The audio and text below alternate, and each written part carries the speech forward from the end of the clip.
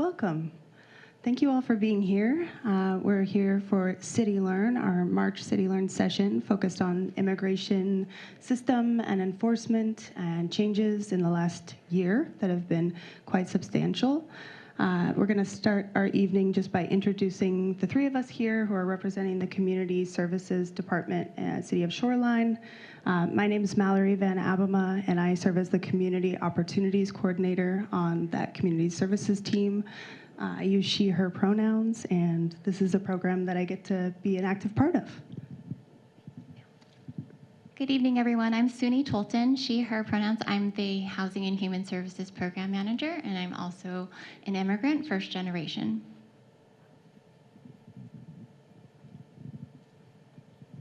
It's on. Hi, everyone. My name is Isis Lara Fernandez. I'm the Equity and Social Justice Coordinator for the City of Shoreline. I'm also immigrant, and I've actually navigated this, the U.S. as an undocumented child. So know a lot about this topic tonight. It means the world to me.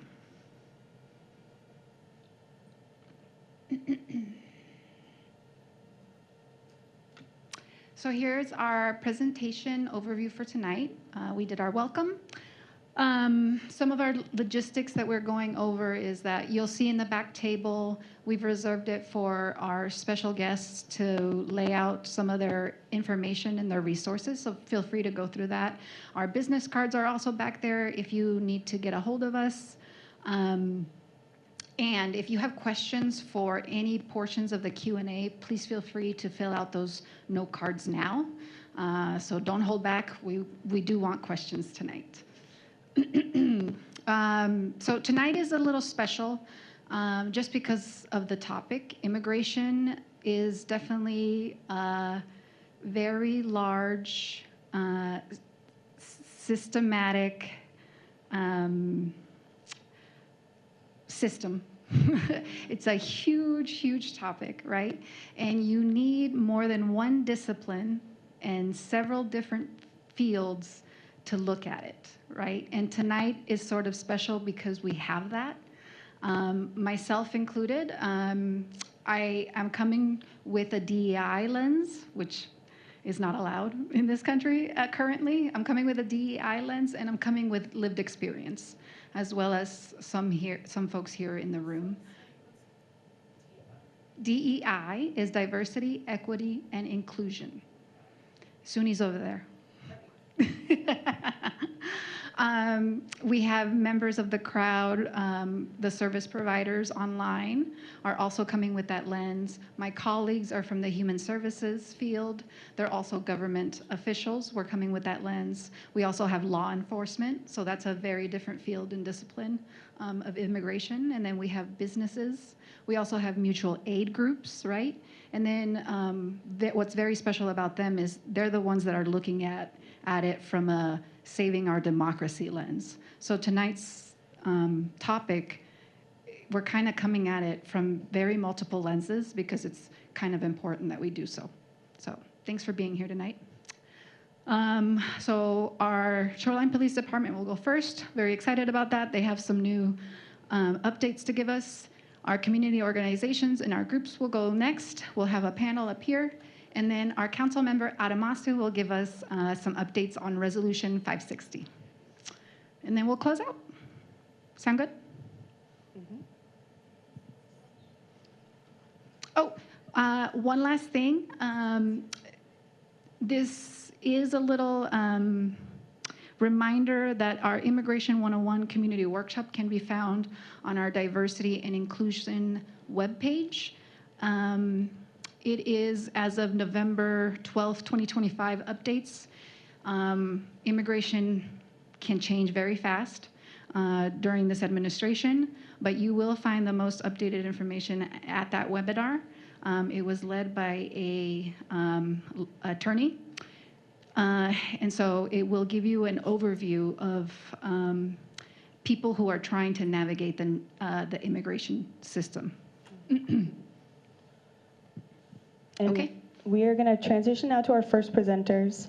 For folks in the room, if you have questions as we are going through the presentation, We have left note cards in the back in a little clear plastic container. Please feel very warmly welcome to jot down your ideas, your comments, your questions throughout the presentation this evening. And we will have one of our staff members collecting those so that you can ask, our partners from the police department or the organizations that will be represented by the folks coming up for the panel later this evening. And online audience, you know what to do. We have a chat feature in Zoom. Please use it liberally and drop your comments, your questions as we go through the evening, and we'll do our best to make sure that we get answers to the questions that you have. And with that, I think we'll turn things over to our partners from Shoreline Police Department. How are y'all doing tonight? I'm Captain Neil Woodruff. I'm the administrative captain here at the Shoreline Police Department. And this is our community service officer, Dalia Corona. Hello. Nice to meet you guys. So we're going to talk about kind of the local role of law enforcement in immigration, which is we really don't have one. We'll talk about this. It's a very we're going to talk about some very black and white issues and some gray fuzzy issues. We'll talk about some rumor control, things like that. So when we start talking, when we look at police, local law enforcement, federal law enforcement, state law enforcement, whatever it is, we all take an oath to support the U.S. Constitution. That's kind of where we start to diverge. So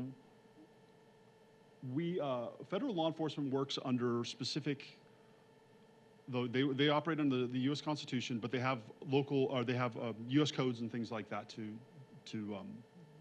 take policies and procedures that they have to enforce. ICE and Customs Border Protection, they also have their own rules, regulations that they can enforce. A lot of those are civil, non-criminal. And now local law enforcement, state, county, and local like myself, we take an oath to our state constitution, our county policies and procedures. Shoreline Police are a contract of the King County Sheriff, so we operate underneath their umbrella of their policies and procedures and stuff like this. So when we look at the policies and procedures, I'm going to be referencing the King County policies and procedures, and the city of Shoreline has basically said, hey, we're going to adopt those, okay? So King County Sheriff's Office, and this is all online. I'll show you how to get there here in a sec.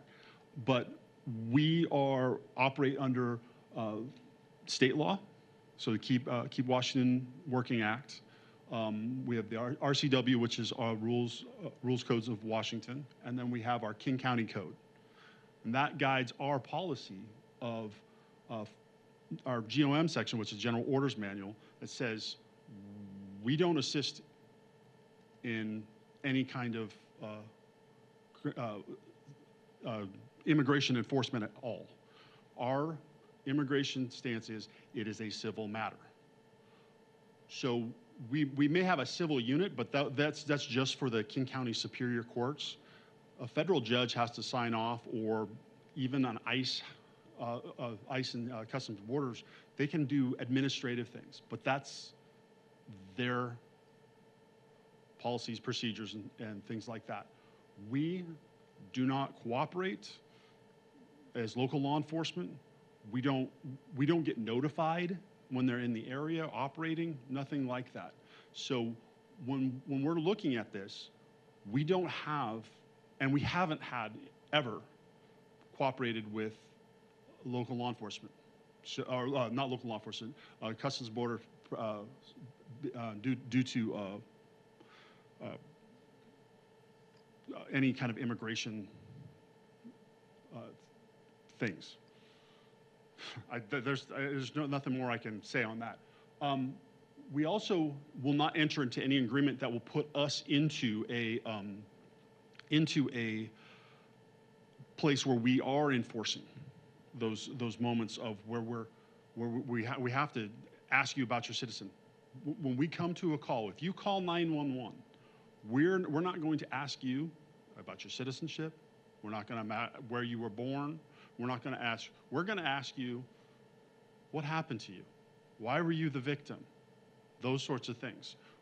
We don't want to be associated with the federal immigration people, because that's not our role. We want to represent you as the community, and we want to be able to say, hey, we recognize that your immigration status doesn't matter to us. You can be a victim of a crime in King County, in the city of Shoreline, and we want to help you. We want to get you the services. We want to provide you all of the things that the courts and all that. You have access to all that, and we want to provide those to you. Okay, so there's that difference. And just Yeah. one thing, this is not new. It's been in place for years. Yeah. We looked at our general order manual, and we've had this in place since 1992 that I saw. Maybe it's been longer. So this is not new. This has been going on for a long time.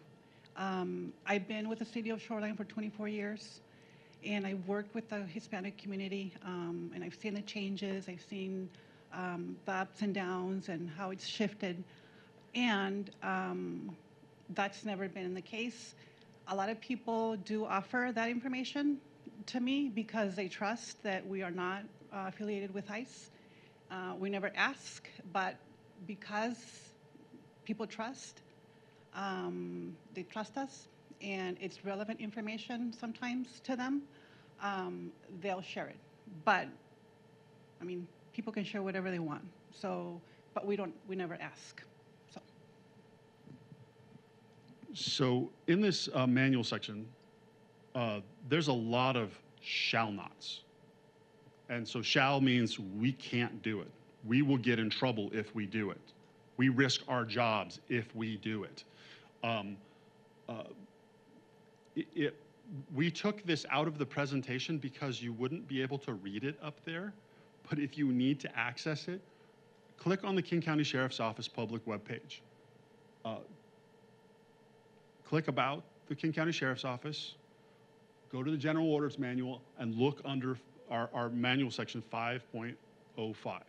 And that's where you're going to find the things that we can't do. And it is 11 pages of things we cannot do. So that's pretty big. And that's why we kind of took it out of here, because we would be like, we shall not do this. There's a lot we can't do. Sorry. Yeah, you're good. Can you just advance? Yes. Okay, good. You put the link up there. Why is it not going forward? Okay. Okay. So now here's the thing. The King County Executive has also issued that immigration enforcement officers cannot use county facilities. They're not allowed into any private spaces. The newest thing that he just said, it just came out today, was the thing that just came out is, and this won't take place until April, but they're not going to be able to use any of our county public spaces, county parks to do staging, anything like that. And we're going to be able to support that, and we're going to be able to say, hey, this is what you can and can't do. I'm sure the city of Shoreline already has that in place. If not, hopefully soon. But we're going to basically say, hey, you can't use this park, you can't use this facility, and you can't even come into public spaces or publicly accessed spaces to do enforcement actions, or even stage to go out to do enforcement actions. And I don't think that it's been done. It's never been done, to my knowledge, right? So, so it's just reaffirming. Yeah, and that's the thing is, the feds will stage at their, the federal immigration place they'll stage at their locations that they can use. They know that we don't support any immigration policy, procedure, anything like that. So, but that won't be till April. But even now, the non-public areas you can't access, and then in April it will be, even if it's public access, you won't be able to use it. So, can you go to the next slide? So, here's Washington is. This is we're the second state to do this. We think that we have a better law than California, because the California law says federal agents can't do it, can't conceal their identities or anything like that. We've changed it to all law enforcement in general. So it just doesn't apply to ICE, federal agents, that sort of stuff. It applies to everybody. There are certain things for masks, i.e. health and safety, that sort of stuff.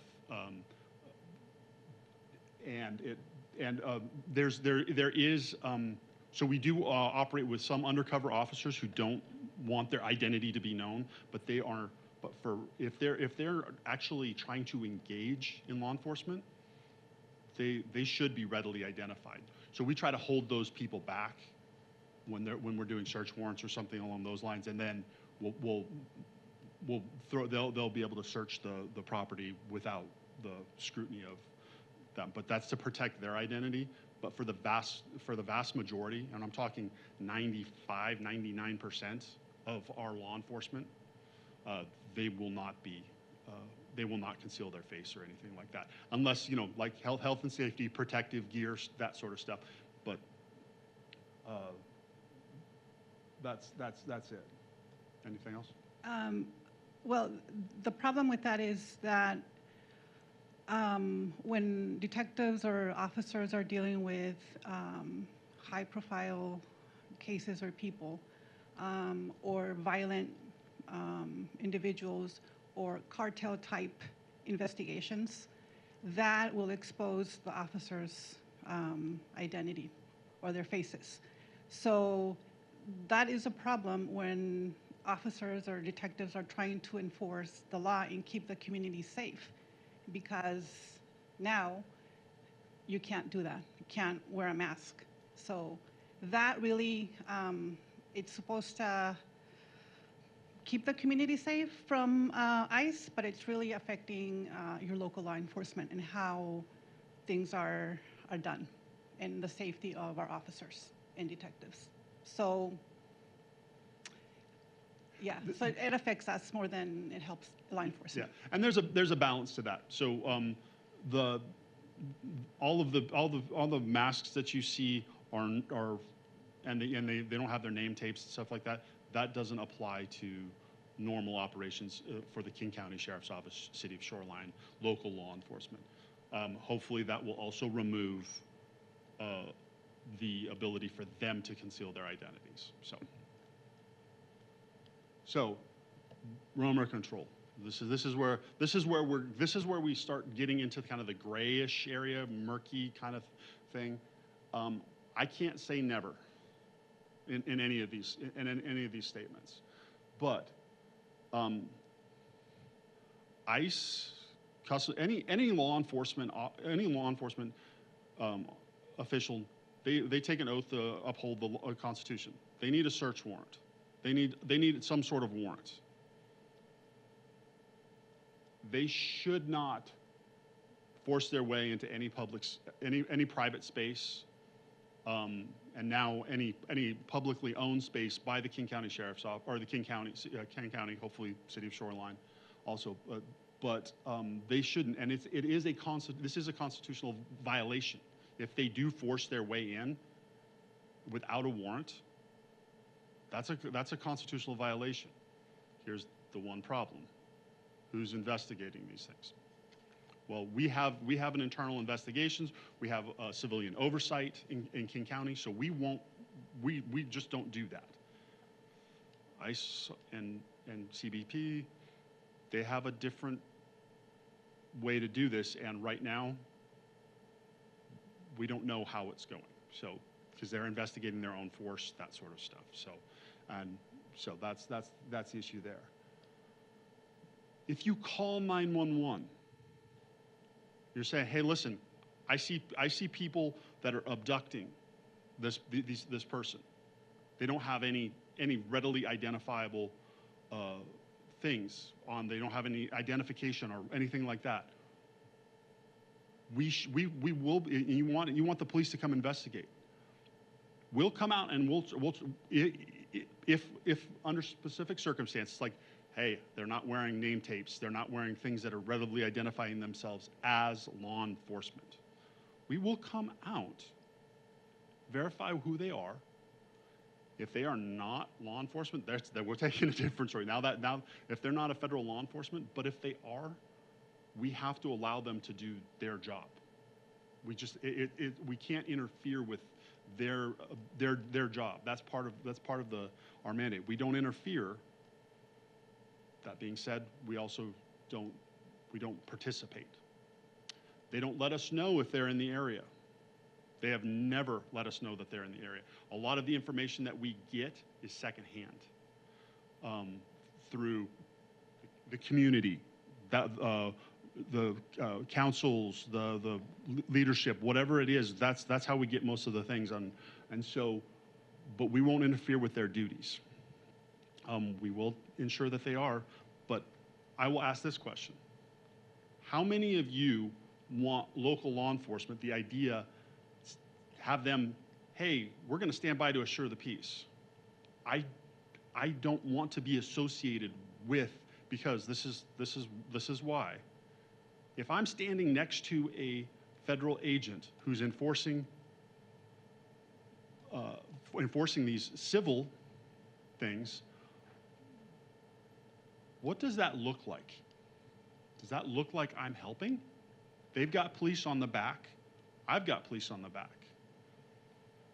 What does that look like? I don't want to be associated with that. We don't want that image to be associated with that appearance. Even though we're just standing by to ensure the peace, it still creates that image that we can't get off of and social media. We can't get off of the news, those sorts of things. And that's one of our problems, is that we don't have the ability to say, oh, we weren't there. Well, we were there. Well, we were just there to ensure the peace. Yeah, right. So there's that issue of what we're dealing with, of, hey, that's that problem, that we're balancing the image, our image, in the immigration field versus, hey, we don't want to be associated with these people. So they're not doing criminal activities, but we will, if we are called, we'll come out under specific circumstances, and especially if they're not readily identifiable, we'll identify them. Go ahead, Delia.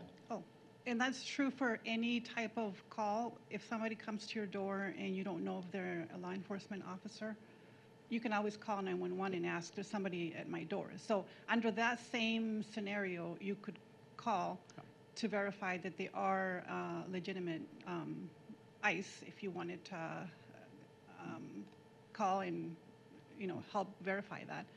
But that's the same as if you call 911 for that. And the reason why we don't want to be affiliated is because we've worked really hard to gain the trust of the community over the years. And doing that would not help us. It would not help the relationships that we built. And so, this recently happened this week, is that we had law enforcement officers knocking on doors. They were looking for somebody, but they were not readily identifiable. And some of the people were not coming to the door, and they actually were calling, hey, I've got some strange person knocking on my door. So it doesn't matter which law enforcement agency it is. We should be readily identifiable. We should be saying, hey, we're the police. I'm Detective so-and-so. I'm Sergeant so-and-so. I'm Captain so-and-so. So, and we at least have a badge visible, something along those lines. So. And I want to make sure we have time for questions because we started a little late and we've got a whole All right. packed agenda. I'm so sorry. to No. interject. So we've here's the thing is we've had two confirmed ICE activities. One happened at Home Depot, we know, and then there was the one that was at 160th. I do know that the one at 160th, which was we didn't know about until afterwards. We learned about it the same way y'all did. That was actually a targeted operation. They were actually looking for that person. He was deported in 2011 from the country, entered back in. He had a felony conviction from New Jersey. He had a DV charges, felony DV assault charges pending in Shoreline that got pled down to a misdemeanor, but it was bad. The tragedy though was that there was a kid involved. The problem is that even in law enforcement, we'll look at that issue and say, hey, we're going to take care of the kid.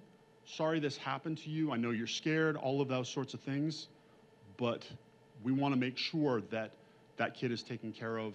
We'll stay with them, get the family there, Child Protective Services, whatever it needs. But the problem with that was through later investigation, we found that he was an active criminal, and this was an actual targeted operation, not like the one at Home Depot. So that was kind of the issue that we were dealing with there. We can't give you any advice what to do. We're going to ask that you, it's always best to comply with orders that law enforcement gives you, any law enforcement gives you, even if you don't believe they're just. And I will say this, I don't necessarily know if what we're doing right now is with the Customs Border Patrol, all the ICE issues, I don't think that they're being just. But the way to keep yourself safe is you can record them.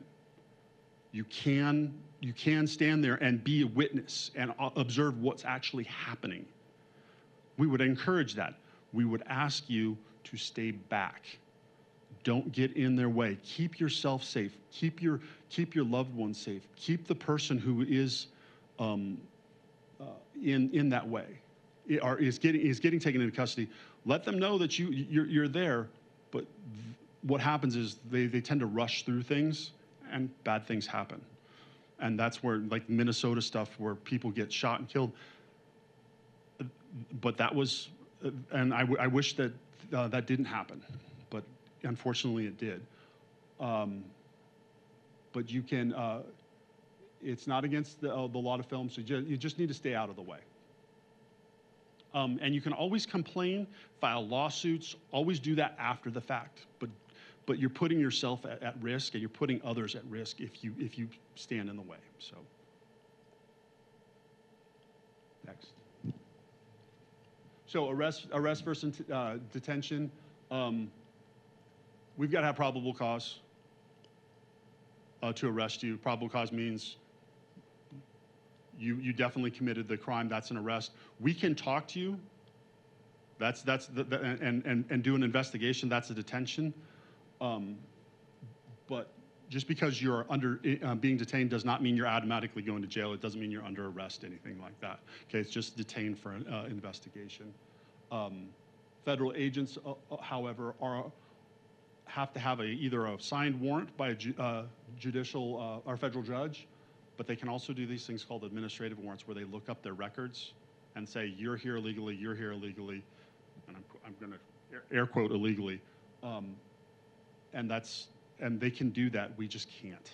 We can't do that. I can't say, hey.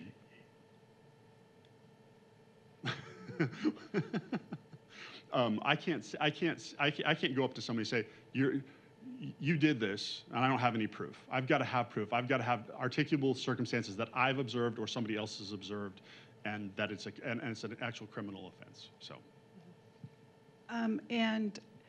Like I was saying, I've done a lot of work with the Hispanic community over the years. My work is focused on prevention and education, and this topic always comes up.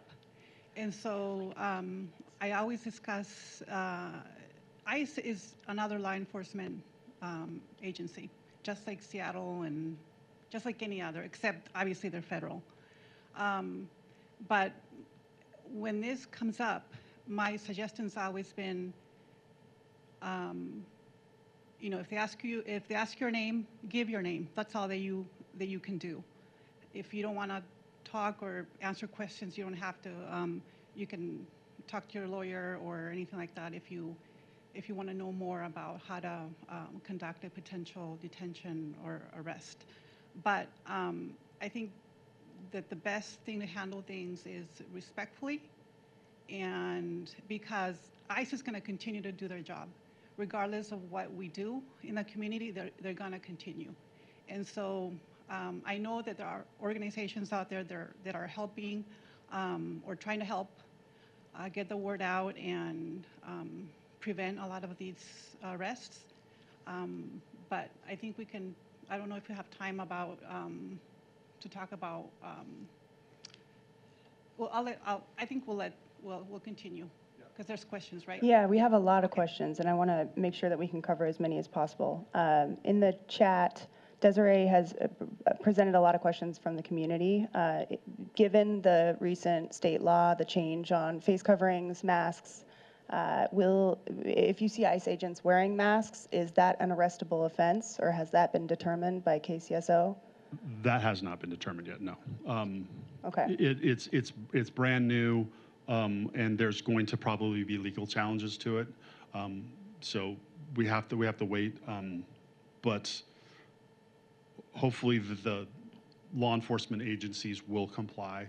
I know that state and local will definitely comply. We will not be wearing face masks or anything like that, unless it's something to do with health, that sort of stuff. But we can't tell the feds. Federal agents not to wear face masks, so that's going to be an issue.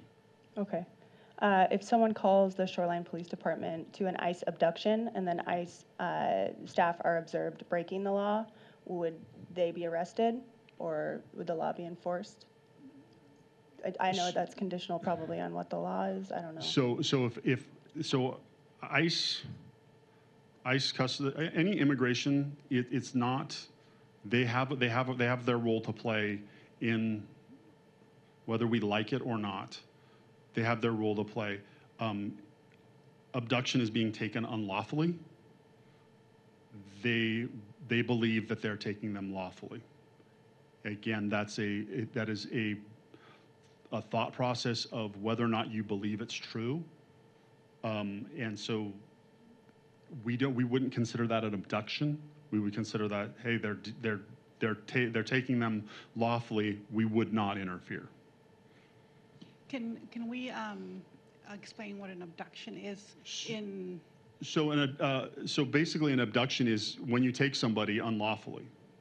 That's you don't have a reasonable you don't have reason to take them. So somebody walks into your house and you don't know them, and they take you. If they don't have a lawful reason to do that, lawful reason, they don't have a legal standing to be there, then that would be an abduction. But if they do, whether it is perceived to be true or not, they can take you.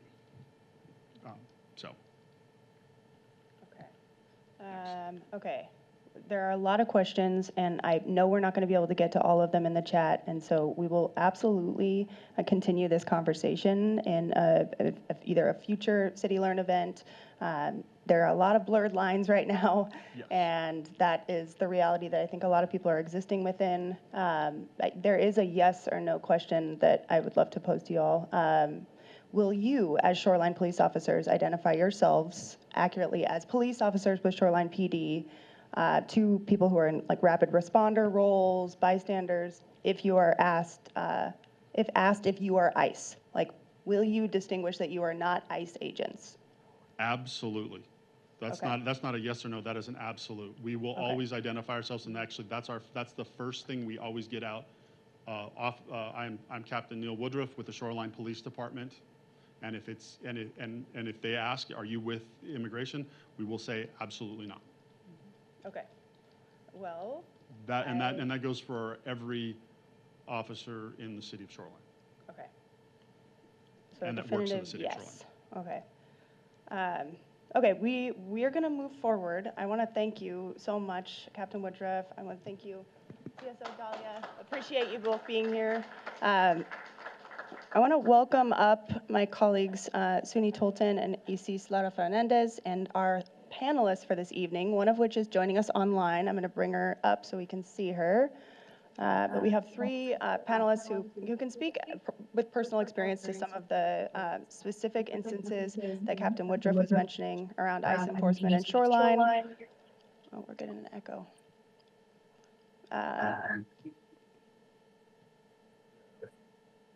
Check.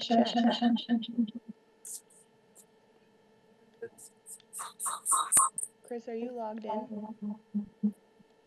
Sorry, y'all, we have some feedback. And again, I just want to reiterate for the folks online, because we've had a lot of really great questions. We are not going to forget these questions or act like they weren't posed. We'll do our best to get you all answers and connect with our partners in the police department to get you responses to the extent that they're available, and especially around the determination on face masks being an arrestable offense. Who do we turn to for those things? With that, I'm going to turn things over to my colleagues to kick us off for our panelist portion of this evening. Okay. I think we are going to have each panelist say their name, who they represent, and then they're going to give a 6 to 7 minute spiel about their agency or business or social service or mutual aid group that they represent.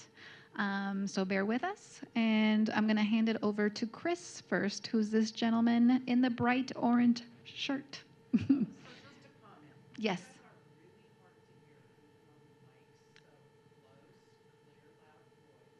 Is this better? You want to sit closer to me?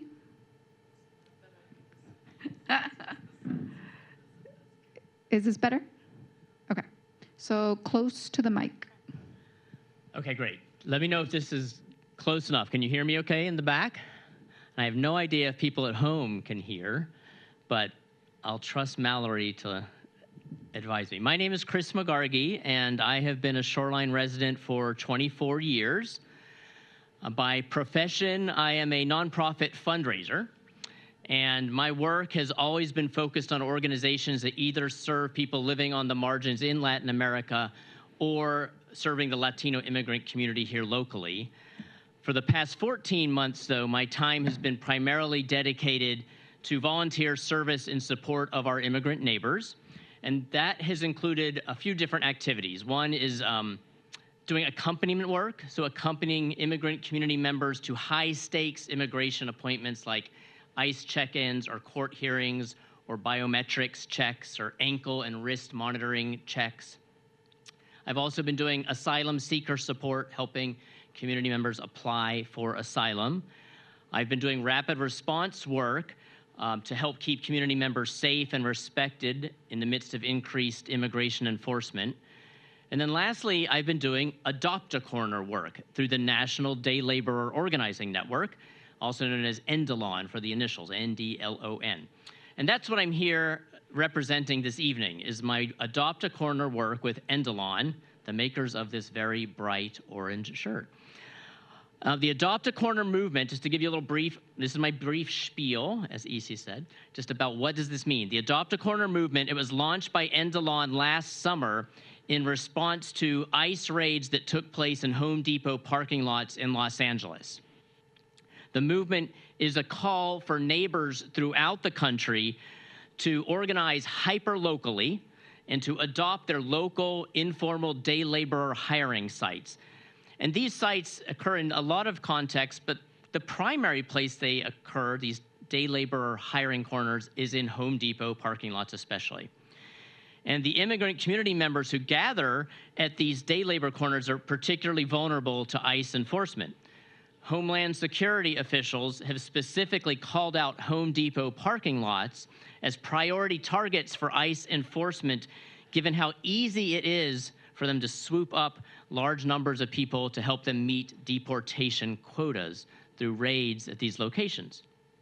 So, here locally, myself, together with a group of neighbors, we met last August, one of whom, Suzanne, is here in her bright orange shirt. A few of us met last August to launch our own Adopt a Corner group and accompany the day laborers who wait for work right up the street here at the Shoreline, Costco, and Home Depot Plaza at 205th and Aurora. And they've been gathering there for years. We just started accompanying them 7 months ago. So this work is hyper-local by design. And what that hyper-local means that we're trying to have it be a gathering of and an activity of people who are really close together. So all of us who are the volunteers live in close proximity to that parking lot so that we can get there quickly if ICE shows up, which they have. More on that later. But from the very beginning, we have rooted our efforts in the possibility of community, solidarity, and safety among the day laborers and the neighbors at the Home Depot. And we support these immigrant neighbors in a few key ways. First, we have a consistent physical presence at the corner. We are there multiple days every week, and we have been there without fail every week for the past 7 months. We are currently a group of about 20 active volunteers. We share conversation with the guys, we listen to their stories, we learn their names. When we meet a new day laborer for the first time, we share Know Your Rights information with them. We always arrive with a full breakfast, some hot, savory item like egg casserole or breakfast burritos, fresh pan dulce from Plaza Latina, fresh fruit, hot coffee. It's a gesture of kindness. It's a catalyst to conversation. And we learned early on from the guys that if they don't get work that day, that might be the only meal they have. So there's another aspect and reason of mutual aid, really, of supporting them with food that day. Another way we support them is through what we've done as trust has built. We have created a rapid response communication channel with the day laborers themselves. And so this gives them a means of alerting us, our volunteer group, if ICE shows up so that we could get there quickly to document what is happening and to remind people of their rights. And it also gives us a way of alerting the day laborers if we hear of nearby activity by ICE to warn them. And after months of not needing that communication channel, sadly, at the start of this calendar year, we've now had to use that on more than one occasion. So as time has gone on, this experience has become more and more of a profound experience of community for us volunteers personally. These men have become our friends. I myself have spent about 4 to 5 hours talking with these guys every week. And that's more than anyone else in my life other than my immediate family. And all of us volunteers have heard from them how much they appreciate that they're Americanos. They call us the Americanos. They're so grateful that there are Americanos who actually care about them, because they're used to having Americanos drive by and shout unkind things from the window. That's shifted now that the community also is seeing us there. And as trust has grown, we've been able to support the men in other substantive ways. We've provided mutual aid by helping connect day laborers with specific social services, with medical needs. We had a huge and very successful holiday gift drive in December. And sadly, we've now begun supporting 2 men who were detained on January 15th by ICE at the Home Depot, 2 of our friends. And from the beginning, we've known that this Adopt a Corner work, it's not about any illusion that we would stop ICE abductions from happening. And while we understand the legal clarification that was just given around what an abduction is legally, in our hearts and minds as a community, these very much are abductions, people snatched out of their lives, out of the fabric of our relationships. Our being there is a ministry of presence. It's showing up as love. And it's ensuring that our neighbors are not alone amidst all the horrors that they're experiencing. And it's communicating to them that they are welcome, they are valued, they are loved, they belong here. In our mind, they are what make America great. And that's in sharp contrast to the very dehumanizing messages of hate and rejection that are being espoused by so many right now. So this Adopt a Corner movement is about bridge building. It brings people together who typically don't come together. These guys are no longer the anonymous men in ball caps, boots, and backpacks over in the corner of the parking lot that many of us has seen and maybe not paid attention to for many years. They are now Francisco and Eduardo and Manuel and Oscar and Lucas. They are our friends, and we greet each other by name. We see one another. We show up as love. So I'm looking forward as the conversation goes on to share more about how you can get involved in this work and how you can help support them. A spoiler alert, the main way I'm going to suggest you support them is by hiring them. Those of us in the room, those of you at home, I encourage you to drive to the Home Depot parking lot, 205th Aurora, by the Bank of America, and hire these guys to get work done for you. You'll be glad you did. So I'm looking forward to continuing the conversation. Thanks for having me here, and thank you all for being here, and thanks for all those who are on the Zoom call.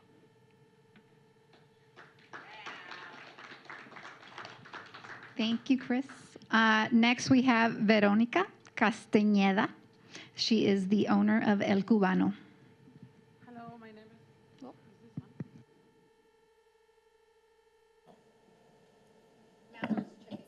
is. It's on? Okay. Hi, my name is Veronica Castañeda, and the first generation of being born in the United States, so I consider myself American and Mexican as well.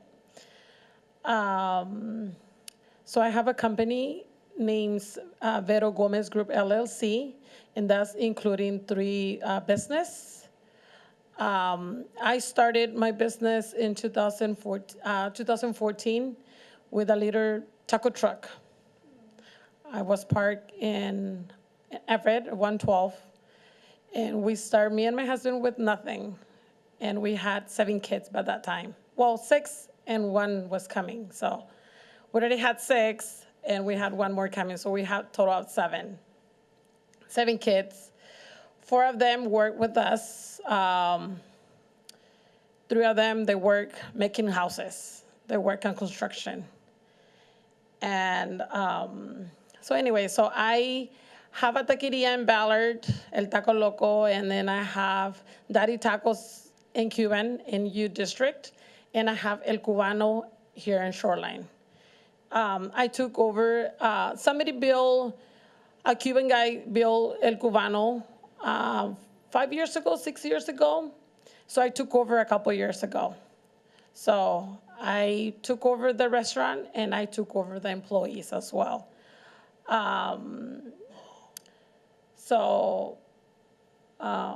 What else? So like I said, 4 of my kids work with me.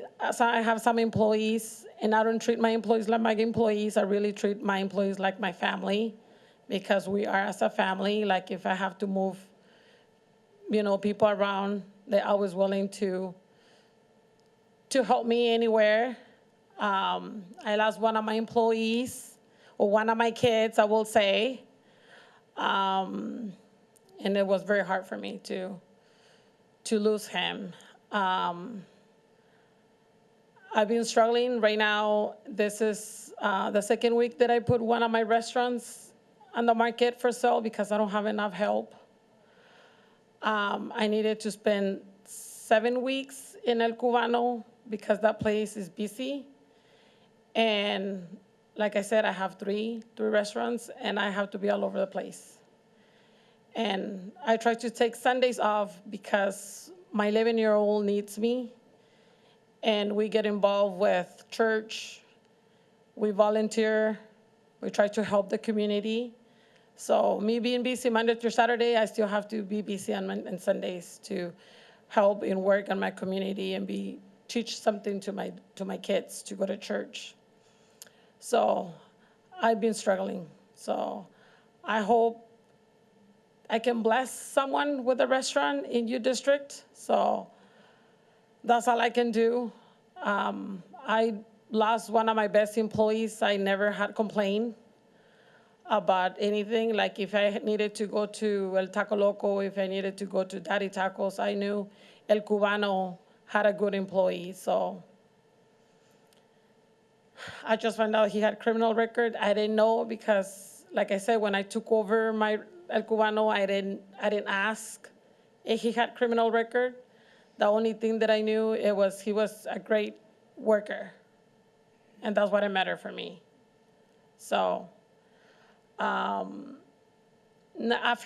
that happened, sometimes I've been receiving like offensive phone calls, like racial phone calls, people stopping by, and it makes me sad because we should be a community to be supporting each other. And good thing that has been happening when I'm there, than not to my other kids, to my kids or my employees. You know, receiving a phone call saying that Cuban people, they're rapists or they're criminals or they're drug dealers. I mean, my employee was not Cuban, but receiving those phone calls, it makes me sad because it can happen to anyone. So, yeah, or somebody coming in and told me that Mexicans, that we are too many over here in Shoreline. Sorry, but I'm American too, so I speak Spanish. And I just tell them, like, I'm so sorry, but I'm American and I'm Mexican too. With my Mexican accent, I can talk. So it's a little bit sad. Like I said, the good thing is when I go home, I know that those phone calls or those kind of people, they came interact with me, not with my kids. Because I don't want my kids to have, those kind of conversations with people. So that's all I have to say.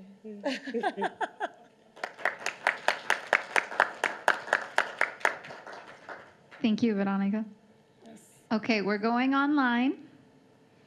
Adam, you with us? Yes, I am right here. All right, everyone, this is Adam, and she is with, remind me? Africans on the east side. Africans on the east side. So we're getting a different perspective here.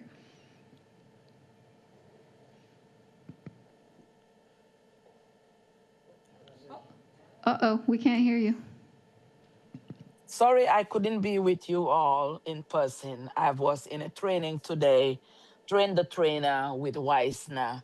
And I'm in another event, but I said I have to do this online. So my name is Adam Diba, Executive Director and founder of Africans on the East Side. We are a small grassroots organization, but I tell people that we are mighty. I have been in this work and raised 3 daughters doing this work for almost 28, 29 years. My work started, I was a union worker. I'm always fighting for justice for people for almost 19. But while I was doing that, I was still doing the work in the community. I volunteered in the Bellevue School District across the East Side for over a decade. Raised 3 daughters in this work. This work is my heart. It's I love making sure that people are taken care of and get what they need to strive. Africans on the East Side, it's a nonprofit founded over 10 years ago. 5 years ago, we became nonprofit. It's been a joy to become a nonprofit, and the reason why I wanted to formalize it is I have been working with the voices that we call the forgotten voices, people who are not in the rooms when decisions are being made, people who are afraid to have their voices heard. I'm that voice for them and also my team. When I was doing the work, I was just doing it solo, but now I have other volunteers and people who help me do this work. I am an immigrant from the Gambia. I immigrated to the US over 32 years ago. Um, this work is very dear to my heart when I see what's happening to our immigrant families who I know that they just want to do the best thing for their families, and any way I can support them. I'm fully trained to do rapid response. And today I just got finished training to do the train the trainer, which I am so excited to have it in languages that my people understand, because I speak two languages, and I know that we tend to just have materials in few languages, but I try my best to do the languages as much as I could. I work with youths and families as a whole. Before immigration was getting this busy, we been teaching youths and families, especially youths that have two cultures, that to embrace both cultures is a beautiful thing. Just in the school systems, they just want to embrace one culture, which is their American cultures. But these kids have two cultures. And we do it through a program called Culture Class Series. And it's a beautiful thing when the kids are helping each other, learning this culture through languages and also understanding their heritage. We also do cultural fashion so that they don't forget their roots. But let's talk about immigration a little bit. My work has included immigration, but this time I'm really in depth with it. I belong to a group called Safe Haven in the East Side. We created that group in 2019. It's like about when we started, I think I'll just say like 35 members, but now it's over 105 members that join us to to do this. And why this was started was in the East Side area. Support was not coming to us for our immigrants and what we needed for them to support them. So we started Safe Haven, and we have been doing that work. And then this year, we included something that we call RISE, which means Rapid Intervention for Safety and Equity. And we have it in both Spanish and English. But there are some basic words that we have translated in Swahili, Wolof, Mandinka, and Fula. And we have our own number, 425 numbers, that I can share the package with Mallory. But the package is the number that we have there is just for our side, but you guys can actually get my number from Valerie, and will be able to help you guys do some rapid training with languages that they use mostly in the Shoreline area. I have clients in Shoreline because we have the Gambian population where I am original and Senegal who are in the Shoreline area that we support. And we have volunteers too who are there, who goes out and help us and make sure that we give these families what they need daily. I'm constantly on the go, constantly on the move. I share our website on the chat, and I also put my phone number so that you can call. You can go to our website and find out what we do. We have clothes. We also have no that number of that Mallory's here is just only for WhatsApp right now. Um, yes. So we have free clothes. We can and cultural relevant food. We can give support. And the nice thing about all this is we have partnership with the Invisible East Side. They really step up. They help us go to court with our families. If someone is being abducted, they will show up and make sure that they help us get what we need and they get what they need. And also, we do a lot of paperwork for youths and all the safety plans. Anything like that, we have all of it, and we can come to do all that for you guys. We have access to some lawyers. Some might be with fees, but the pro bonus ones are not that much available. But Africans on the East Side is here for you all. From the East Side to Shoreline to King County, where we go out there, we help a whole lot of families during this difficult time. So, like I said, I shared our email, our website, and everything on the chat. So Anyone who has any question can also ask me questions. We will be happy to bring resources and be partners to work together, because one organization cannot do this. And also youths are struggling a lot. So we are building on that. Our youths, immigrant youths, are going to be doing stories, which we're going to be sharing across King County area for people to see what their struggles are, because they are always forgotten too, because nobody talks about them. We're just talking about the kidnapping and what's going on, but I'm always having stories, and I can't wait for them to share what really is going on. So thank you very much for having Africans on the East Side, one of your resources here, and we're ready to partner and work with you all.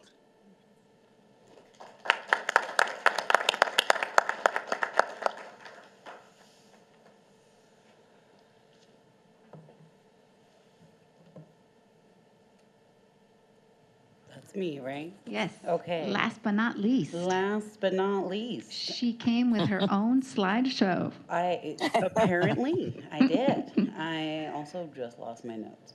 They're there. Okay. So, my name is Allison Durr. I am here on behalf of Shoreline Solidarity, which back in January, we all watched in horror as Operation Metro Surge in Minneapolis played out across everybody's news feeds. We knew it was wrong. We knew something needed to change, but at that moment, we didn't know what or how. One mom posted in the Shoreline Moms Facebook group asking if anyone had any ideas. A handful of us responded. We decided, hey, let's grab coffee or meet up. 2 weeks later, we met at the library. And what started as a generic Facebook post quickly expanded into 150 people showing up at that library, ready to plug in and show up for their most vulnerable neighbors. Within 3 weeks, we had grown to 13 hyperlocal neighborhood groups, several special interest groups, nearly 300 members and counting. We've connected with the Shoreline District PTA, local schools, businesses, other organizations like Endelon already working with the community. Our goal was to always lift up their voices and help where it was wanted rather than making assumptions and showing up with our potlucks, which we do really well. But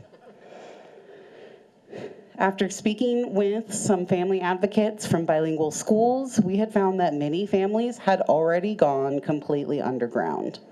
The goal became clear. We need to build trust with those neighbors. We started encouraging everyone to meet people living around them, get to know who is safe, who may need help, who may not be safe. As we grew, we made canvassing packets to bring to those neighbors, resources to connect them with us. We encouraged those hyperlocal groups to engage in regular community building opportunities. And we started creating the systems neighbors needed to connect with resources when and if a need arose. We worked with Chris from Endelon and started a work sign-up system to help get day laborers hired directly. We hope to set up work parties and help bring work directly to those laborers. Additionally, we've connected with someone who delivers hot food and groceries, and we've started accepting donations and taking cash donations to make sure that she's able to fill those grocery needs.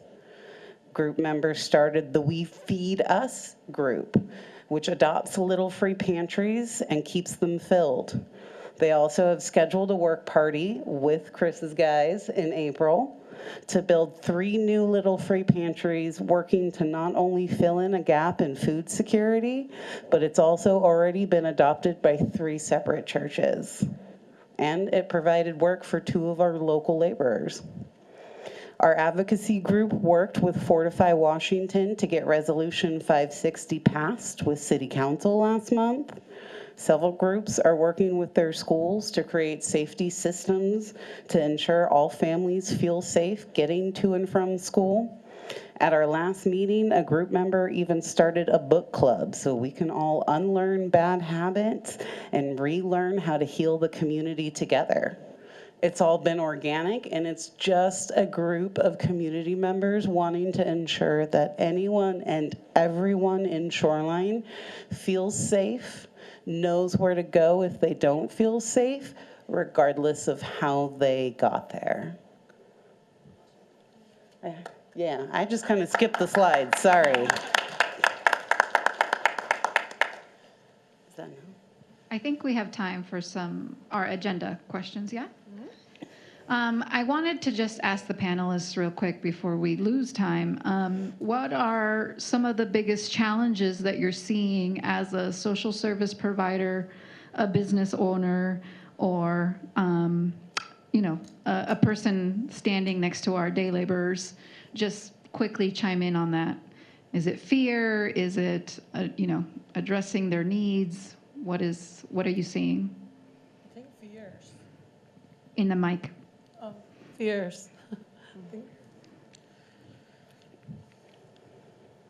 Go ahead. Yeah, I'd share that with the day laborers, one of the greatest challenges is the reason they're putting themselves at risk and in such a vulnerable way to be out in a public parking lot as immigrant community members, despite all this immigration enforcement, is because they rely on that income for their livelihood and to care for their families. And so the biggest challenge is getting them more work. I mean, they are taking that risk because they need work, and that's how they access it. So in the hours and hours that we spend there with them, it's really discouraging how rarely actually somebody drives up to give them work. And so we are really striving to change that by spreading the word about 7 days a week during daylight hours. There's skilled workers at that corner available for pickup. I know when I call a contractor, it's usually like, oh, we can get to you in 3.5 months, and here's what this is going to cost. It's like, wow, this is so convenient too. If you're a homeowner, just drive down there and negotiate a price with the guys, and off you go, and you get some great work done, and you'll give an immigrant community member needed income. So that's the greatest challenge, is getting them more work. Adam, I see your hand up. Yes, I think for us, the biggest fear with them is right now, with some of my communities, I think we have self-deported like 17 people. And I think the reason being in the fear for them is the unknown. Like they're scared that when they get abducted and their languages are not really supported, they could lose their lives or never be heard or seen for anymore. So I'm having a whole lot of those happening and stuff, and some of them just leaving the youths behind that are older enough and are still going to school and finishing up. So the fear, and also the unknown, like the gentleman was sharing, where is their next meal coming from? At least if they. So I know most of my community members, they would rather go home than just face that. But we have some Senegalese group around there who just will be risking it. Yeah. No, thank you. I just wanted to make sure that you guys voice that so the community knows. Did you want to ask the next question? Yeah, I'm hearing self-deportation, mental health impacts, a lot of fear, even in our local families and family advocates, your employees, carrying passports, I'm assuming, to work, from work, even yourself as a... Even myself, I have to bring my passport. Red cards too, ensuring that everybody has those on them at any point. If you need help getting access to red cards, Shoreline Solidarity can certainly help get those to you, your employees, anyone on the east side as well too. I think that's, knowing your rights has been something that we've also been focusing on communicating with our community members. Yeah, that's great. That's the segue to the next question is, what are the actions that we can do as community members to support each and one of your services or your business? So I'm going to go ahead and let each one of you answer that question. She was raising her hand. The girl there, she has a question. Oh, I'm sorry. Go ahead.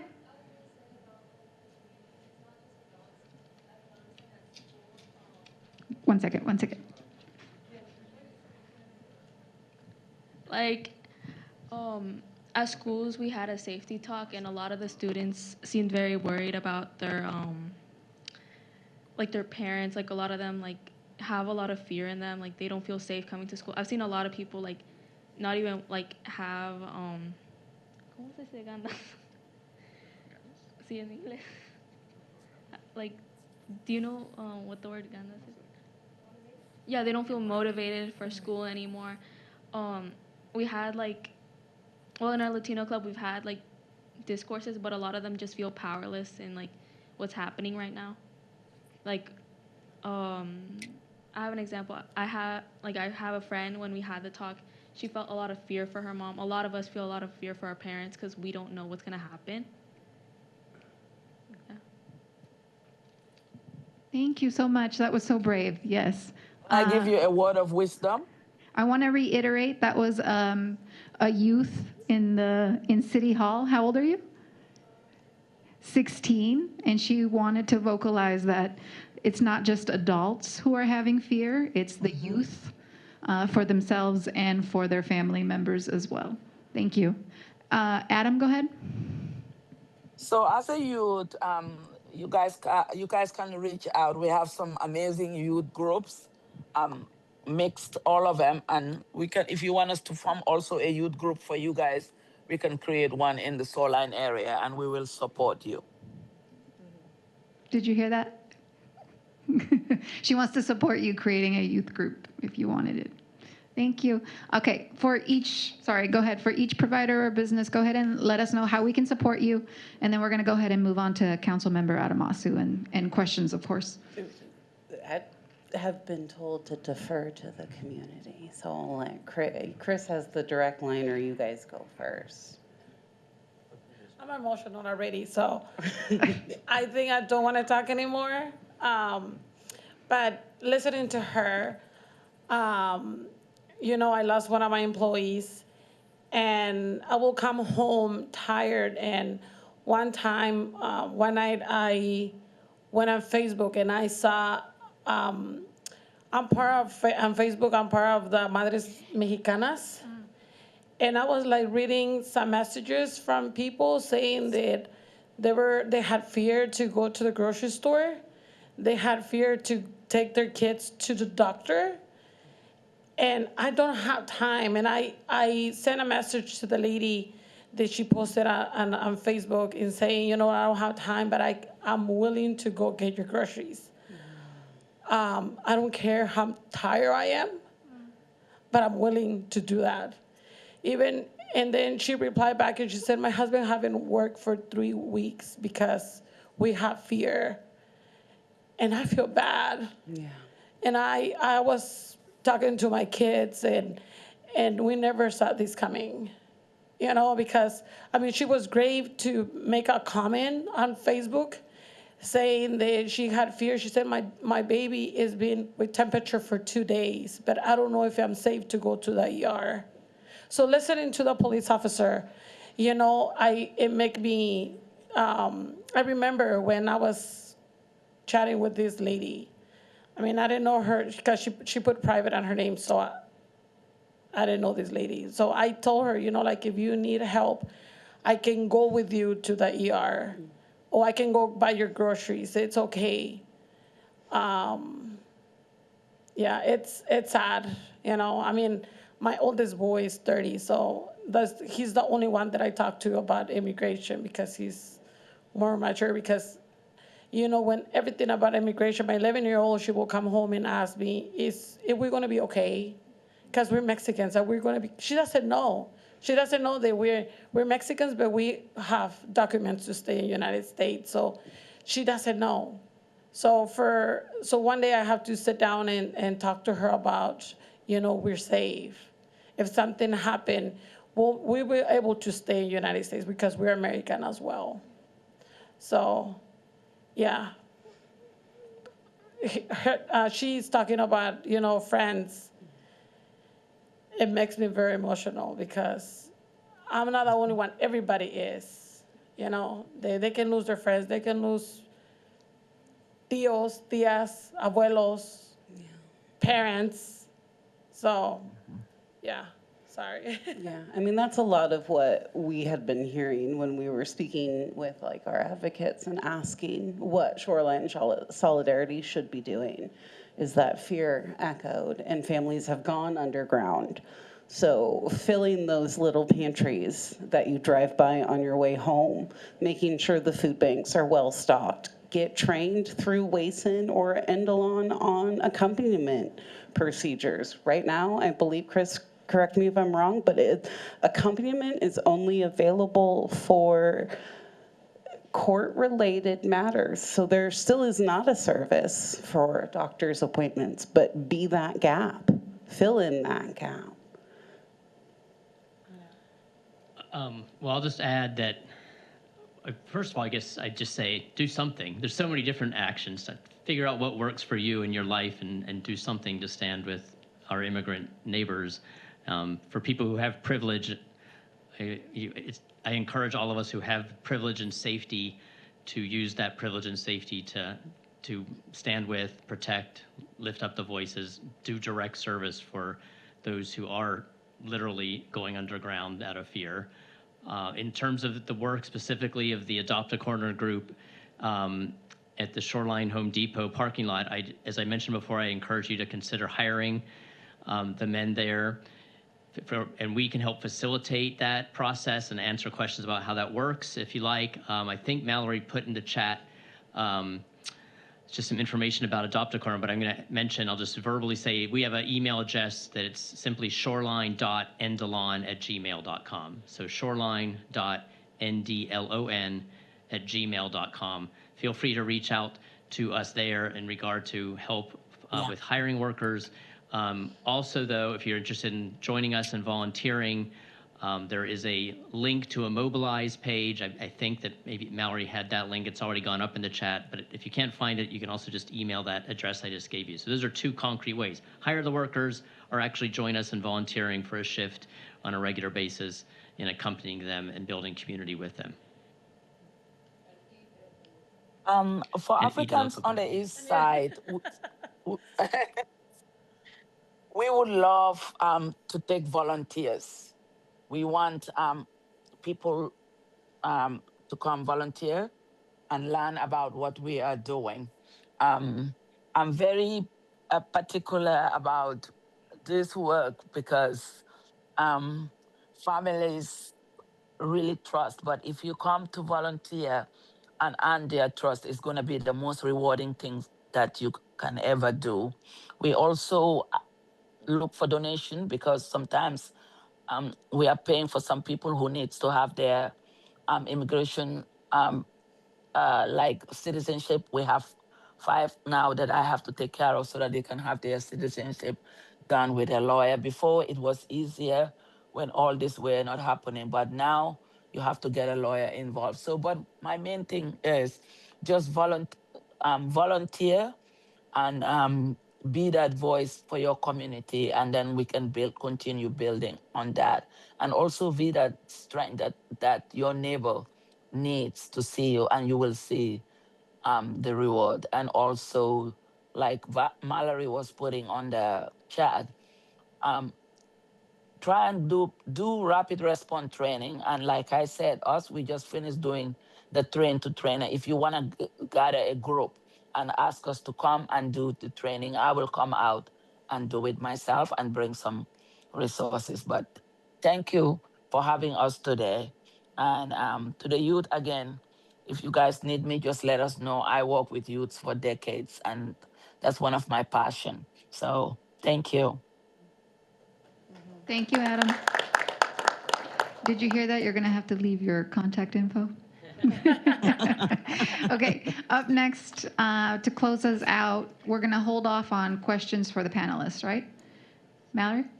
Yeah? Yeah, we're really close to time, but if our panelists want to stay around and audience members want to stay on Zoom after 8:30, you're more than welcome to do so. I want to be respectful of folks' time, though. Times, yeah. And we definitely want to transition, I think, to our next agenda item. All right. Councilmember Adam Masu, come on up. You can take my seat. You can stay. Yeah, in case they ask questions. Hi, my name's Annette Ademasu. I'm a city council member here in Shoreline. This is my third year. By work, I have a environmental biology degree in science, and it's just been an honor to serve the community here in Shoreline. My lived experience in connection to immigration is back in the 1990s. My husband was from Ethiopia. He got his green card back in 1981, political asylum. When he was in Ethiopia, you couldn't talk against the government. If you did, your body could be hanging in the market. Things were pretty rough in Ethiopia in the 70s and early 80s. So he was here on a green card. I met him in the late 80s. We got married, had kids, and for a nonviolent offense, he had a deportation order. And I can't stress enough how much mental health affects families. You can have families, everyone may have a different status. Someone documented, some undocumented, someone with a deportation order. It can send people spiraling out of control. So I don't want to go into too much detail, but it severely affected my family's life. My kids grew up without their father. And then I had a foster daughter. Her partner was from Mexico. They had a child. And this was in the 90s at 4 a.m. He was here undocumented. Immigration came in. This was before ICE, but immigration came in, deported him. The family ended up going back to Mexico. And a lot of mental health issues. There's a lot of trauma involved, and people don't like to talk about trauma, but it's very real. So that's kind of my connection. That's why I wanted to come here tonight as a city council member. They ask a council member to come to a CityLearn. So I'm like, oh, immigration, I've got to come to this one. So that's why I'm here. The city council was working on a resolution. How can we protect our residents here? There's not a lot we can do legally. So I'm not going to read my 2 pages because we're kind of running out of time, but we did pass a resolution, and basically it supports our legislature with the mask wearing and the not to wear mask, and also about being badged and either by a number or a name. And then we went further than that and said that on Shoreline City property, ICE cannot do their enforcement. So right now, the resolution is passed, but it has to be codified into code. So I believe that's in the process. Mallory, do you happen to know when it'll be codified pretty soon in code? So working together with organizations, city council, we've got great groups here, and I met Veronica right after the situation happened with her employee. I just went there, gave her my card. I'm like, how can I help? I'm here to help. So anyway, we need to stand together with each other. We can't do this solo. All of us together, we can make sure that people are as safe as can be here.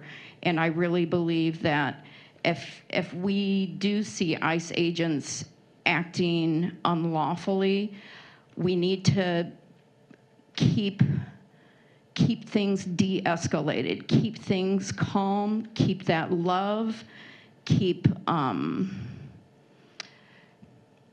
our humanity, because we have to be the example. If ICE isn't an example of how to treat people, we can be that example. So together in partnership, I know we can get through this, and just know that you do have a city council who does support everyone in this community, and we do believe in protection and making sure that our Shoreline Police Department, they're on board, and they have great direction from the King County Executive and King County Sheriff's Office. I'm really glad that we are a community that is not coordinating with ICE. So anyway, thank you, and we'll take questions, I guess. Thank you, Councilmember Adamasu. And I do want to follow up on what you asked about the codification. John Norris, our Deputy City Manager, is in the Zoom and has confirmed that the resolution will be codified during the Monday, April 6th council meeting. So it's coming up soon. Share his mic. I'll go around with the mic. Okay. Just a simple question. What does codified mean? Put into code? Put into code. So like there's the law, state has law and then does a regulation. Cities have codes. So it's the city putting into code the resolution that we passed.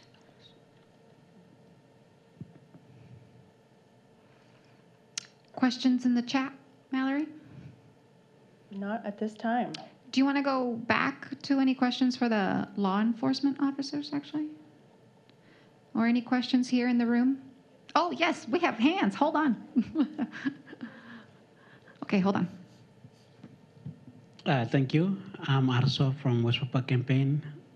We are up here. My question is to law enforcement.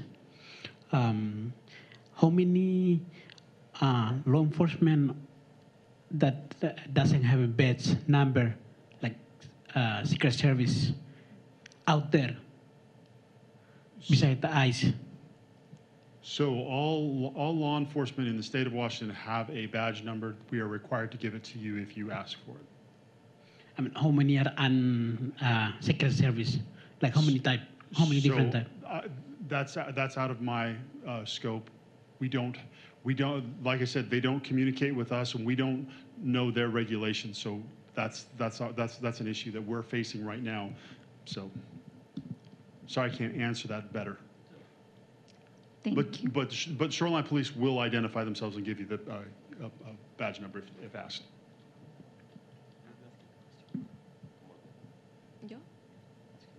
So my parents are the owners of Plaza Latina, and what we have been really concerned about is like, what would happen if like an immigration officer enters without a judge warrant or anything? Is there anything that the police can do? Without a judicial warrant. Yeah. Without a judicial warrant, they may have an administrative warrant. There's not much we can do. When we have, and this is an issue that we're still kind of working through. This is all kind of really brand new to us as far as how much do we want to put ourselves in the line of, hey, if you have if you're facing with armed law enforcement and we're armed law enforcement, how is that going to interact? How is that going to play out when we don't know the answer to that, and we haven't been given good guidance on how to deal with that, because we try to stay out of their way as much as possible. But if they come in it's your right as business owners to actually say, you're not welcome here. And you can do that. And you can say, you're not welcome here, you need to leave. And they have to leave. We've seen it done at restaurants where immigration enforcement officers will sit down for lunch, and they've said, you've got to leave. And they won't serve them. Does that include the parking lot too? Yeah, absolutely. Okay. Thank you.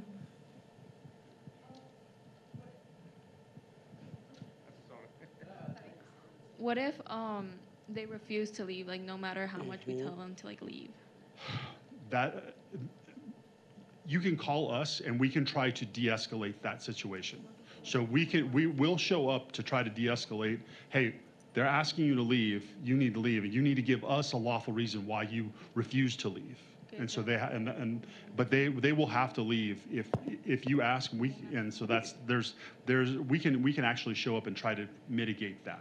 Okay. I know that's. Would the Shoreline Police, though, attempt to arrest them for trespassing if they refused to leave after you showed up?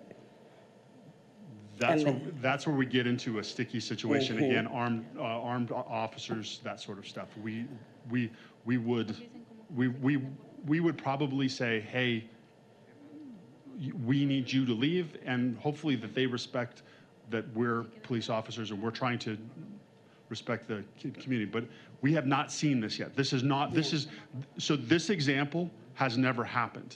So this is something that is like green gorilla. I know that we get asked a lot of what ifs, but the what ifs are things that have not happened, so we don't know what will happen in that case. And what I'm just going to add, one thing you can do, y podemos hablar después si quieren, pero like a good business practice is, and I'm not a lawyer, but in my training, what I've learned and understood is that ICE can enter any public area without a judicial warrant.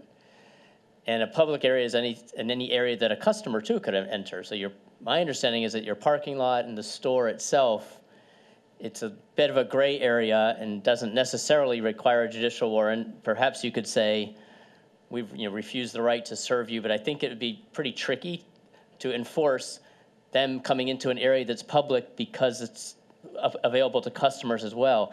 But that's why it's a very good practice to make sure there are areas that, for example, your employees, like back in La Cocina and having signs that say staff only, private area, because that is definitely a barrier where by law they do need to have a judicial warrant to cross that barrier.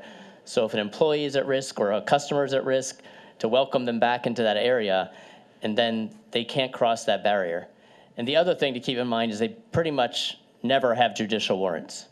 I mean, mostly if they have a piece of paper, it's an administrative warrant, enforcement action, but it's not a judicial warrant. And I saw the handout. You've probably seen the Weissen handout that has a photo of what a judicial warrant looks like. It has to have your name, your correct address, and a signature of a judge to be official.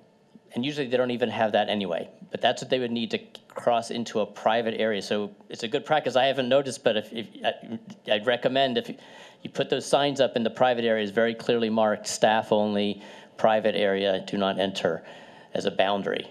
As for the store area and the parking lot, it's a little trickier. The other thing is to make sure you have connections with local rapid response groups. And so not only calling Weissen, but also the local groups that have formed, because a bunch of people could get there very quickly to be of support and make things more easy for you and more difficult for them. I have signs too in some of the rooms, like my storage, and then my walk-in cooler, I have employees only. So just in case, like we never know, they can always go there, but it says employees, so no one you can not just come in, like if you're the ICE agent, so. And I don't know if it helps or not, but. No, it does. If that actually applies to, even if it's like the dining areas, if you have a counter that the employees only have access to, that's actually considered an employee area. So they can't cross that border without a judicial warrant. Yeah. So so even at El Cabano, your counter is actually a do not cross. Do not cross, yeah. Behind my counter, yeah.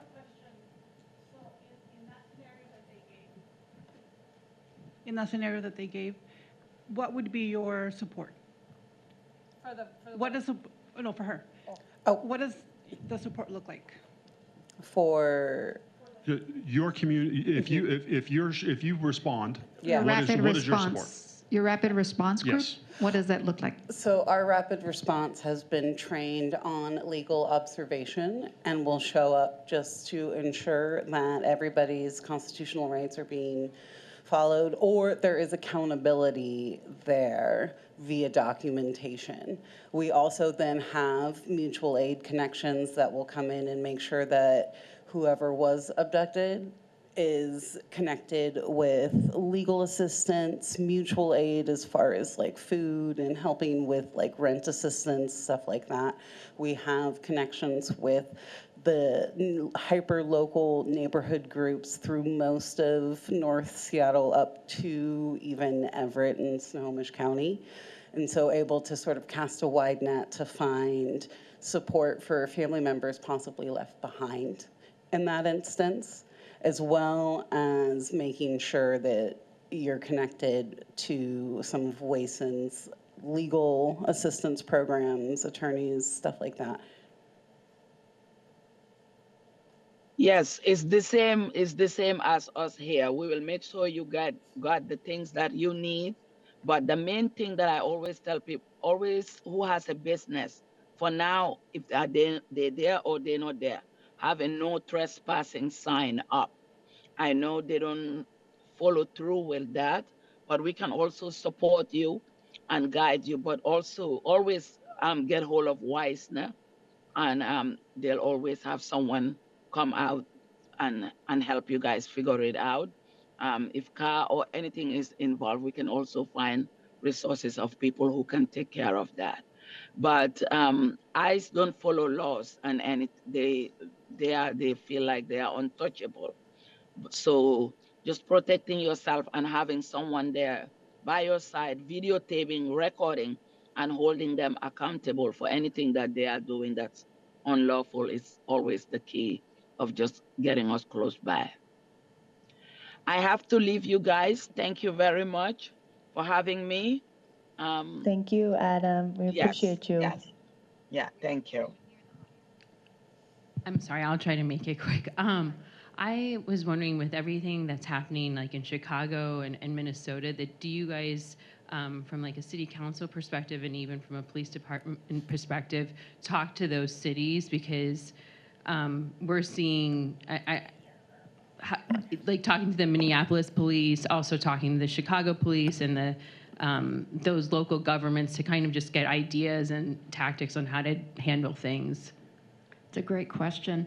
So our city council just got back from Washington, D.C. a few days ago. I went to one of the immigration sessions, and luckily Brian O'Hara, who is the chief of police in Minneapolis, was there on the panel.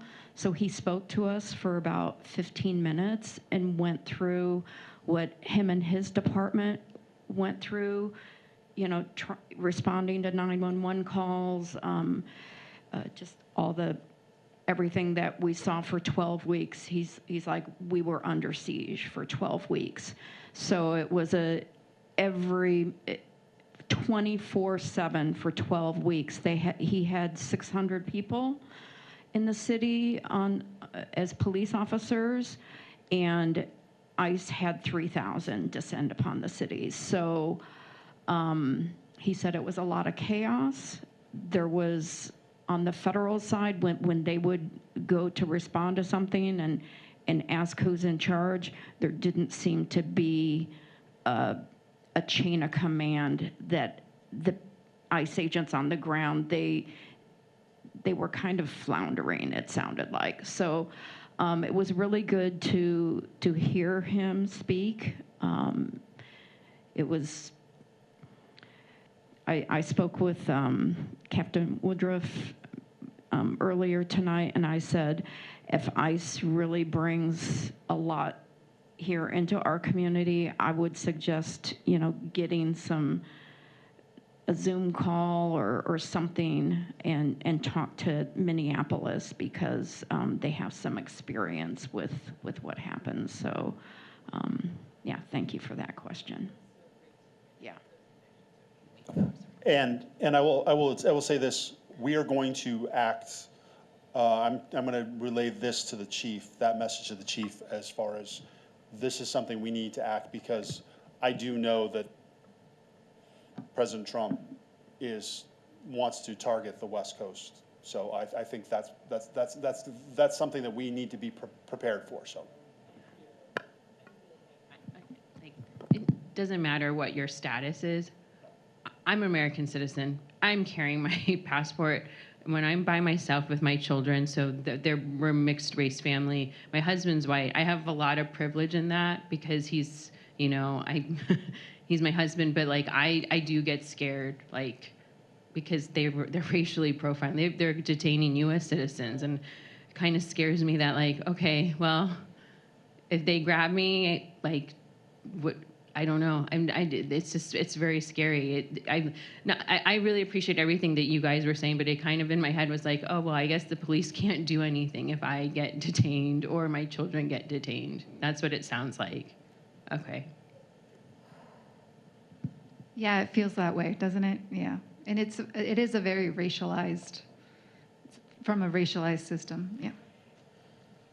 And I just want to add, if people are detained, Representative Jayapal is, you know, our representative who is going to the ICE detention centers.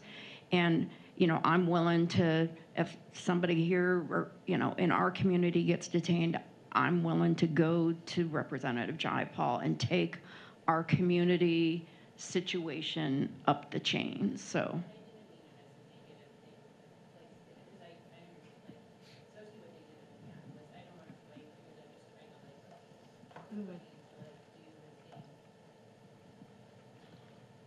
You shouldn't have to deal with that, though. Nobody should have to deal with that. We shouldn't have to be carrying our passports. We shouldn't have to be able to prove that ICE is acting the way ICE is acting. We can't fix that. And I can say personally, I'm sorry that people feel the need to have to prove their citizenship, have to prove that sort of stuff. But it just is the nature of the beast that we're in right now. So.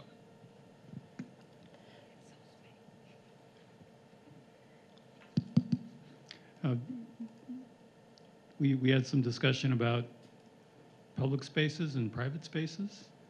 And I was wondering, what's the status of you in your car driving down the road?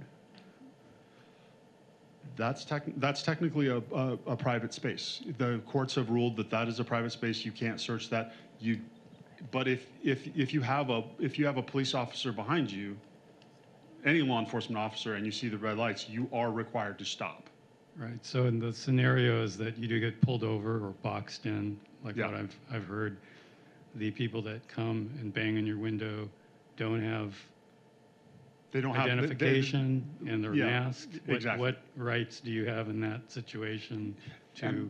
And that's kind of where we're at. They may have an administrative warrant. They may not. I don't know. We don't do that as a law enforcement. So I can't speak to what ICE's and Customs Border and Protection and Department of Homeland Security. I can't speak to their policies and procedures. I don't know them. So I personally don't know them. If we do that, we're going to have a warrant. We're going to have probable cause. That is a tactic we use, but we always have a warrant and we'll explain, hey, this is why we're doing this. Right. So the other comment I heard you say is that in that scenario I'm thinking about, you probably best ought to comply, regardless of they don't have this or they're not. And that would be and I'm going to say this, I repeat that, is it's always better to comply. You can complain later. I was in internal investigations prior to being promoted to captain, and that was our best thing, is like you can avoid a lot of issues, especially use of force, if you just comply, and then you can complain, file lawsuits, do whatever it is you need to do. But that is the best thing you can do to keep yourself safe, and especially if you have another person that they're not wanting, that they're not wanting to, so you keep them safe. So you just say, okay, I'll do what you say, but it doesn't feel good. And even if you don't agree with it, just comply, and then hopefully it will all get worked out. But right now we don't know.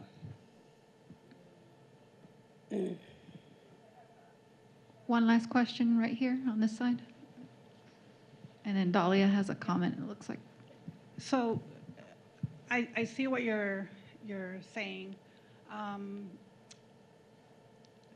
that better?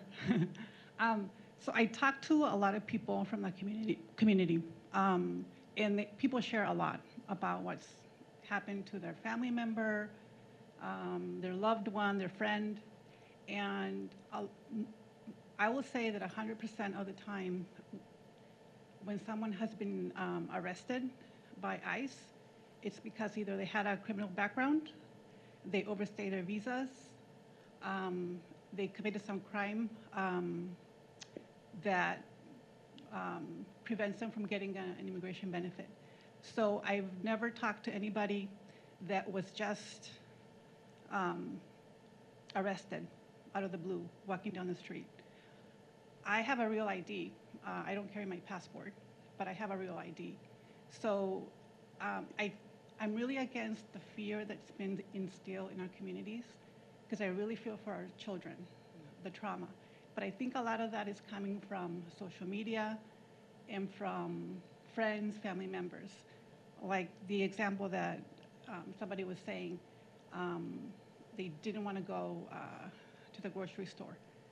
I mean, if somebody does have a criminal background, I would say that there is credible fear there because they're being targeted. But if you don't have a criminal background, I would probably think about the fear that I'm going through. Needless fear. Because when immigration is targeting, they have their names, they know where they live, maybe they have their fingerprints. So I'm just giving you some examples because I feel like there's more fear than we should have in our communities. That's just my experience. Okay. If I could just chime in, just very respectfully, I would disagree that it's not 100% is not accurate, and I at least know one personal experience. 100% of the people that I talked to, yeah, okay. Not 100% of the people. Because two of the men that were detained on January 15th, one was being sought out, and the ICE agents, this is at the Home Depot. So I got there about 7 minutes after ICE left, because one of the workers called me that ICE was there on site, detaining two of our friends. And as we pieced all the things together, we learned that they got out of the car and called one of them by name, and he did have a removal order, so somehow they found him. Maybe it was through license plate tracking. We don't know how or why, or not, we don't know how, but they called him by name. Another young man who was standing next to him ran across the parking lot, and they took the opportunity to grab him too. They did not know anything about him. They had no history of him. They grabbed him, they detained him. 2 weeks later, they deported him. And because, but anyway, there are definitely people who are being taken and detained who have no criminal record, no criminal conviction, 100%. and are being racially profiled. Yeah, that is true, and that is called a collateral arrest. Yeah. Okay, we're way over time, and I know that we could probably talk into the wee hours of the evening about what is happening in our world right now around immigration enforcement. And I want to stress that all of the questions that have been dropped in the chat that have not been able to be addressed, we're capturing these, and we have your emails because you registered for the Zoom link. So we'll do what we can to compile some answers to the questions and send them out. For folks in the room, if you signed in and you left your email address, if you want to be included in that roundup, make sure that you leave your email address on the forms at the sign-in table. We have a ton of resources here from our panelists this evening and from a variety of the organizations that were mentioned. So please take resources and share them with your network. For those online, we have a community resource center. on Tuesdays from 1:30 to 3:30, staff from our team is down here in City Hall, and they'll have some resources on hand if you want to come in and pick them up in person. This is the start of, or the continuation of this conversation. It's clear that we all want clarity, and it's really hard to find clarity in this moment. I want to thank our presenters. I want to thank our partners from Shoreline Police Department who are doing a really tough job right now amidst fairly impossible circumstances. I really want to sincerely thank our panelists. Adam has already hopped off, but thank you to our panelists here at the table and to Councilmember Adamasu for being passionate about this issue and jumping in tonight. There are some suggestions about some things that the city could pursue in this chat, so we'll make sure that we pass that along to you.